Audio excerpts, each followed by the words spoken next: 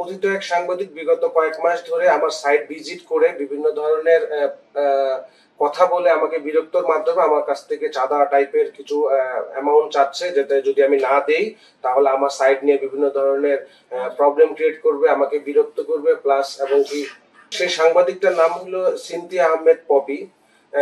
বিভিন্ন ধরনের ফোন দিচ্ছে, বিভিন্ন সময় ফোন দিচ্ছে এবং বিভিন্ন ভাবে চাঁদা উল্লেখ করছে যে আমাকে এটা করতে হবে, চাঁদা দিতে হবে এবং কি যদি না দেন তাহলে আপনার সাইট নিয়ে বিভিন্ন ধরনের প্রবলেম ক্রিয়েট করব এবং বিভিন্ন ধরনের প্রায় সময় রাজুকের কথা বলেও আমাকে বিভিন্ন ধরনের হেনস্থার শিকার করে।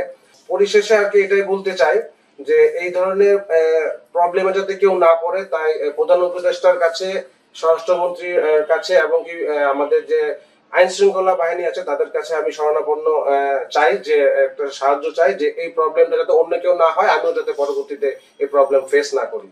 এটা একটু আপনারা দেখবেন।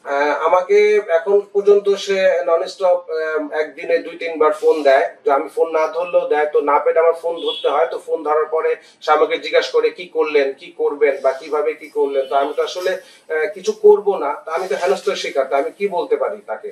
তো এইভাবে সে বলে আবার বিভিন্ন ধরনের কথা বলে যে আপনার পিছনে আমি লাগতেছি বাকি আসার বিষয়। তার নামটা হলো সিনথিয়া আহমেদ পপি এবং সে পরিচয়টা হলো সে সকালের খবর নামে এক